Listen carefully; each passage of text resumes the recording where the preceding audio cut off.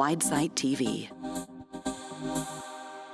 So Ralph, ORE Catapult has just published a new report on floating wind. What are the key takeouts for you? So the report that we published was called Industrial Leadership, Unlocking the UK Potential for Floating Offshore Wind. The report is intended to bring together the outcomes, a lot of the work that we've been doing in the programme that I run called the Floating Offshore Wind Centre of Excellence. So that programme has been established with 15 industry partners to try and accelerate the commercialisation of floating offshore wind in the UK and also internationally.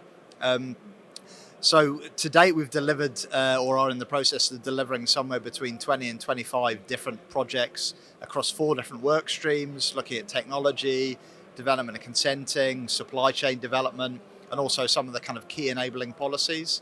And the report that we published a couple of weeks ago is intended to kind of pull together key outcomes from quite a lot of that project work. I guess it's intended to do a couple of different things. One, it's intended to highlight the good work that's already going on in the industry, and clearly the Centre of Excellence is hopefully a big part of that.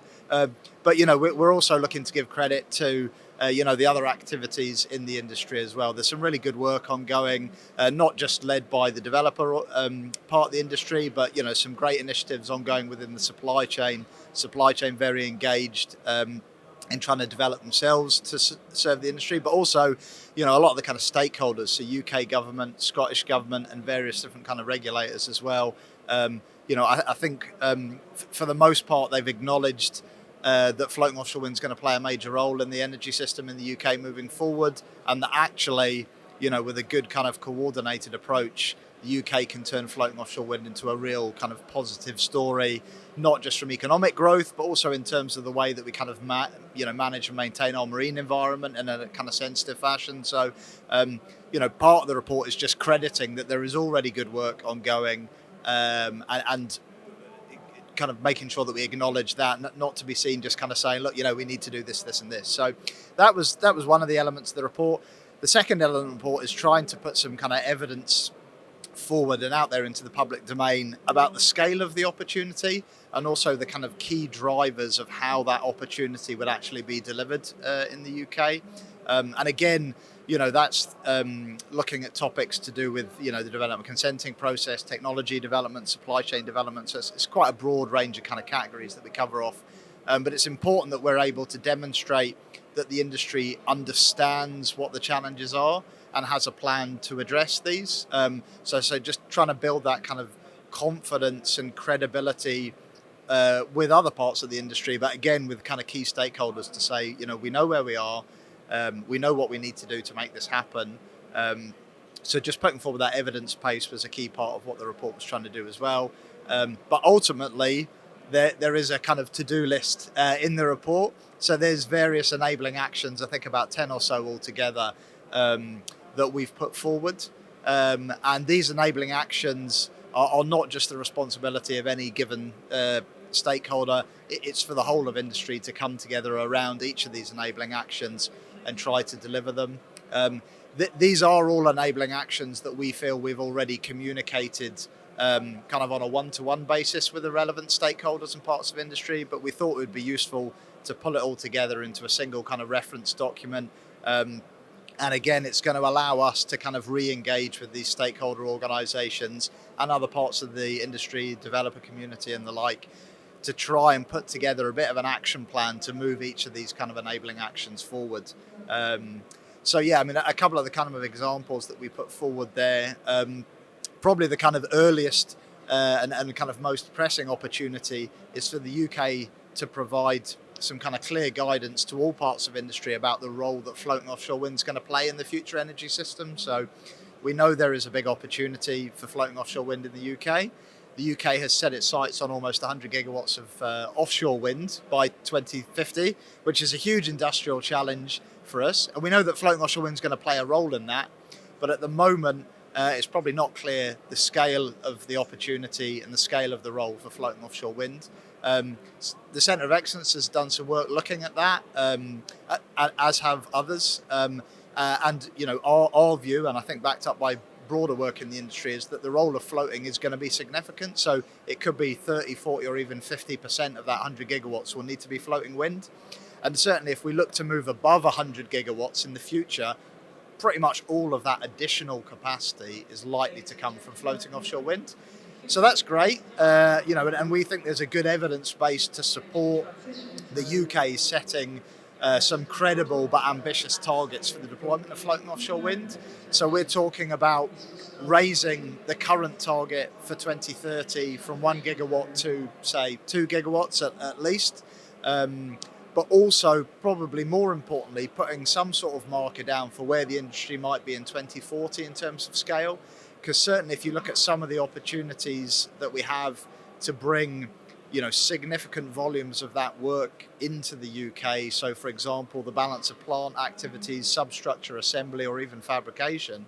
The infrastructure and the supply chain capacity we need for that, it requires massive investment, massive opportunity, but massive investment. And a kind of 2030 2 gigawatt target is not going to unlock that sort of investment. And that investment also is going to take a long time to come online. So even if we made those investment decisions tomorrow, development and consenting, permitting, securing, going through FID, then the construction period, these are long-term kind of projects, ports and fabrication facilities. So the UK, fairly promptly needs to take a view on where floating wind in the UK is going to be in 2040. And that would provide all parts of the industry with a really clear understanding of the scale of ambition that the UK government has, particularly for floating. And those targets would feed into the business cases and the investment cases that this major strategic infrastructure and supply chain development investment needs. And really, the sooner we can do that, the sooner these investment decisions can come forward, the sooner that this capacity can come online, and the sooner UK can start playing a larger role. And if we're looking to maintain our first mover advantage, we really want these major investments coming online in time for the first large projects, not 5 or 10 years afterwards. So that target, accelerated ambition for 2030 target, that one's more about focusing minds and resources on the timeliness of the delivery of the first big projects. So that's what the 2030 target's all about. But the 2040 target that we're seeking is about just what scale is the industry going to get to in the UK. And we're seeing other international markets set quite ambitious targets. So we need to be quite honest about the opportunity that the UK has, but also say, the UK is not the only market eyeing up floating offshore wind. And the sooner we take a lead in establishing, our ambition, the sooner we can unlock that investment. So that's probably the main kind of earliest opportunity, but below that there's a whole range of other enabling actions, kind of regional coordination, supply chain investment, all these things. So happy to direct people to the report and they can read it for themselves. That was really, really helpful overview of the report. Thank you. I wanted to just take you back to another report you did last year, Catapult, in which you one of the outtakes was floating wind could be subsidy free by 2029. Is that still a position you hold? And if so, what needs to happen for that to be possible? Yeah, so that analysis work that we did as part of the floating offshore wind cost reduction pathways project that we did, I think was issued December last year. So that was an analysis based specifically on the UK market. And our view, I think, still holds that by the end of the 2020s, we can have large kind of multi-gigawatt scale projects bidding into CFDs at a strike price below the wholesale electricity price. I think there was a wee bit of confusion, certainly some of the questions I've fielded around us saying that floating wind's going to be cheaper than fixed bottom wind by the end of the decade. No, that wasn't what we were communicating there. Our primary reference at the moment is getting floating wind in a situation where it can be deployed at a scale sufficient that means that it's effectively not being subsidised anymore. And we certainly believe that can be delivered in terms of CFD allocations by the end of this decade. There's two main drivers to cost reduction in the way that we've phrased the report, but by far and away the dominant force in driving cost reduction is the scale of the deployment. So economies of scale, the kind of mobilization of investment into more efficient ways of delivering, more efficient kind of plant and equipment required to put these projects in the water. That scale of deployment and the learning that you get through that is the main driver of cost reduction, certainly in the short and medium term. So I think we are still in a position where the projects, the major projects that are in development in the UK are making sufficient progress to allow us to continue to deliver on that. Certainly Scotland's progressing very well, large scale opportunities in Scotland. We've now got the INTOG leasing round in Scotland as well, which has the potential to unlock quite significant additional capacity. I think the only concern we would have at the moment in terms of scale of deployment is that Scotland seems to be kind of leading the way, which is great for Scotland and great for the industry, but there's an opportunity to deploy floating offshore wind at scale in other regions in the UK, Celtic Sea and also the northeast of England. And at the moment, we haven't really seen any movement around opportunities developing in the northeast of England. Probably not a major concern at the moment, because I think that region could come online quite quickly because it's already got a relatively strong supply chain, relevant infrastructure, a lot of fixed bottom wind going on there. But I think the Celtic Sea opportunity, which is a really valuable and credible one, does require fairly swift action to move deployment in that region forward. We've got a handful of new testing and demonstration scale projects there, but really that region needs to be stepping forward quite fast over the next kind of year or two to develop a potential pipeline of projects there. I don't think they'll feature significantly by 2030, so they might not have such a big role in delivering the first kind of subsidy-free strike price. But I think it's about building that kind of aggregate deployment across the UK. But yeah, at the moment, I think we're still relatively confident in that. But the one area where we would like to see some kind of further development to kind of really cement that opportunity is seeing the Celtic Sea move forward, in a kind of timely fashion. But again, I would direct people to go and have a look at the report. There is some subtleties in there around the kind of wholesale cost of electricity. Interesting development recently. AR4, we've seen the kind of reference price that BEI's put forward in that kind of change. So it's dipped a bit versus what we assumed in our report. But obviously, last couple of weeks, we're seeing all sorts of things going on in the electricity market. So subsidy free over the last couple of weeks probably isn't a particularly high bar to clear. But yeah, I think it's important that we communicate these headlines, but actually, if people are interested in this, then please do go and absorb, the report, because the devil's in the detail a little bit. The last thing I wanted to ask you was about supply chain. You've mentioned supply chain, you've mentioned the developers and other parts of the supply chain. How do we make sure that we're getting enough kind of innovation and technology transfer through the entire supply chain? And a kind of a secondary question to that, I guess, really is, how do you see the role of the developers within that? Yeah, so I think kind of net zero on our journey towards net zero is a very interesting situation for the industry to be in. I mean, it's created a huge opportunity for the industry because of the cost reduction delivered, over the last 10 years. Offshore wind has cemented its role at the heart of delivering net zero, in the UK, but also internationally.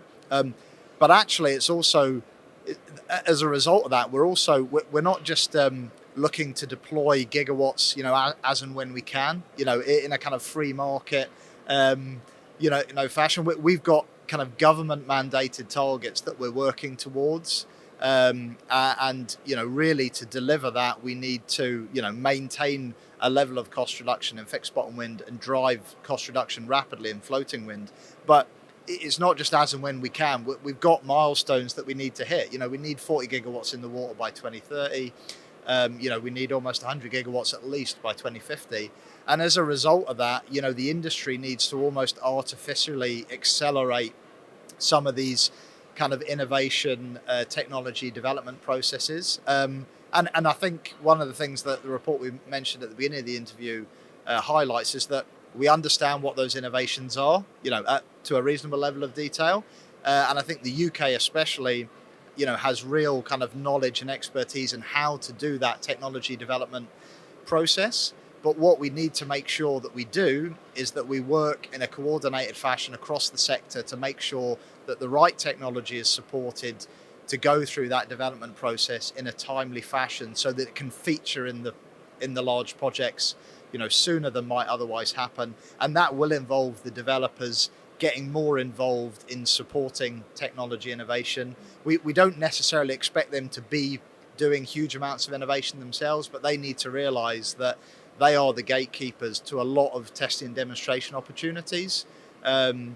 We have models in the industry that we have used that can allow testing and demonstration activity to happen within large projects in a manner that doesn't compromise, operational activities, doesn't compromise any of the commercial conflicts. So we're not starting from scratch here. We know how to do it, but I think the main ask of the developer community at the moment is making sure that they structure themselves internally and resource themselves internally so that they do have a focus on innovation, so that they, we'd be asking them to have within their project teams or within their broader technology teams, have people who know about managing innovation, have people who are focused on managing innovation, have people who are working with your project teams to integrate appropriate innovations into your projects, not just for the greater good, but actually to deliver those projects more cost effectively, more safely, but also so that those organizations can develop,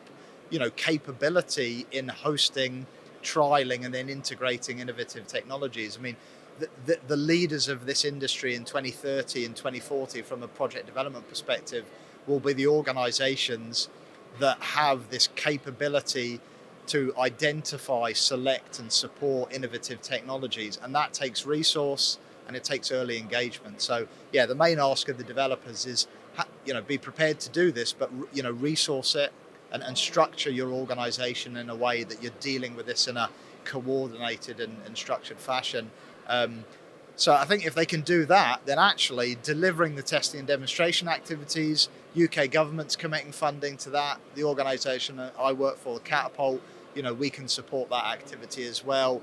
The models for how you do it, the practicalities, managing the data, managing the commercial sensitivity, we can do all that. I'd say it's the opportunity and the engagement with the developers that we really need to get right. And we're seeing developers, I would say certainly some developers, being very proactive in this space, which is great. And I think that will reap dividends for them. But I guess there's a broader kind of ask to the developer to community to kind of engage in this space early. And I certainly think it's for their benefit, and it's going to be critical to the industry delivering on the targets that government set, but we've set ourselves as well.